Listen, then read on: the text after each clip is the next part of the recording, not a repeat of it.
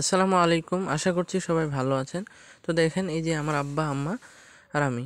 তো বুঝতেই পারছেন কোথাও যাচ্ছি। তো কোথায় যাচ্ছি সেটি আপনাদের সঙ্গে শেয়ার করব। তো আমরা প্রথমেই অটোতে উঠে গেলাম।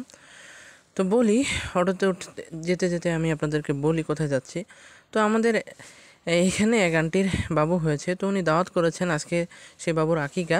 তো আকিকার দাওয়াত খেতে যাচ্ছি, সেটা হলো প্রায় 10 মাইল, পঞ্চগড় থেকে প্রায় 10 মাইল দূরে। তো সেখানে আমরা যাব। তো প্রথমে অটোতে উঠে আমরা রওনা হয়ে গেলাম। আর যেতে যেতে এই যে তেঁতুলিয়ার সামনে 10 মাইলের সামনে যে এই যে রাস্তাটা, এই রাস্তাটা অনেক চমৎকার লাগে। ফাঁকা, এখানে ব্রিজ আছে, একটা নদী, তার পাশে একটা পার্ক আছে, বসার মতো জায়গাও আছে। তো খোলামেলা প্রশস্ত, আলহামদুলিল্লাহ অনেক চমৎকার লাগে, সুন্দর লাগে। তো দেখতে দেখতে আমরা আজকে 8 থেকে 10 জনের মতো যাচ্ছি।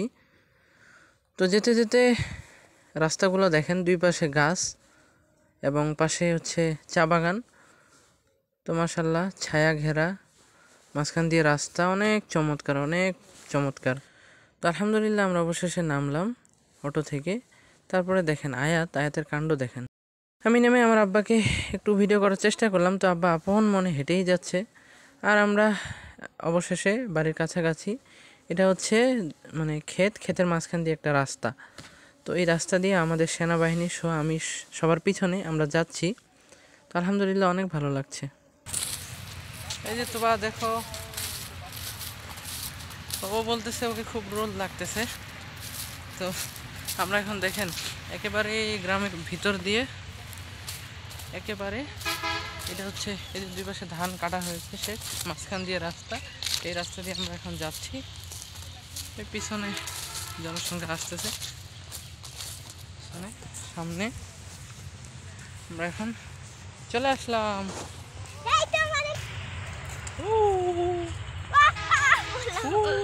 ফেলে দিব, আমাকেই তো ফেলে দিলা তুমি। ময়লা হবে। দৌড়ো দৌড়ো।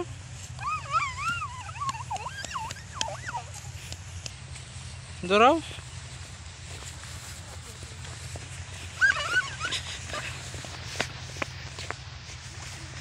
তো আসার পরে খাওয়া দাওয়ার আগে, আজকে যেহেতু শুক্রবার, তাই এই মসজিদে নামাজ পড়লাম। মসজিদটা অনেক চমৎকার।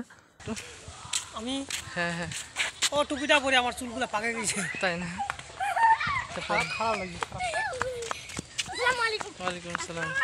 এই যে ইনি হচ্ছেন আমার আঙ্কেল। তো উনি খুব ভালো মনের মানুষ। তো উনি হচ্ছে, আমি নামাজ পড়তে গেছিলাম, ওনার সাথে দেখা। আমি যেখানে দাওয়াত খেতে এসেছি, তো ওই আঙ্কেলের হচ্ছেন ভাই। তো খুব ভালো মনের, আঙ্কেলের নামটা সাইফুল ইসলাম। সাইফুল ইসলাম, মাশাআল্লাহ অনেক চমৎকার মানুষ, খুবই ভালো মানুষ। তো ওনার জন্য সবাই দোয়া করবেন। তো এই গরুগুলো হচ্ছে দেখতে যে পাচ্ছেন, এগুলো হচ্ছে সেই আঙ্কেলটার। এখানে 12টা গরু রয়েছে, ছোট বড় মিলিয়ে। ঠিক আছে, চলেন। তো আমরা বাসায় এসে দেখি যে খাবার দাবার রেডি করছে, মানুষ সবাই বসে গেছে। তো এগুলো দেখেন, এখানে তরকারি এবং ভাত রাখা হয়েছে। তো অবশেষে আমরা খাবার প্লেটে নিয়ে নিলাম। এই যে তুবা খাচ্ছে, দেখেন এখনও তরকারি দেওয়া হয়নি, তার নাকি ক্ষুধা লেগেছে। তো সে শুকনা ভাত খাওয়া শুরু করে দিয়েছে। তো আমিও কিছু সালাদ নিয়েছি।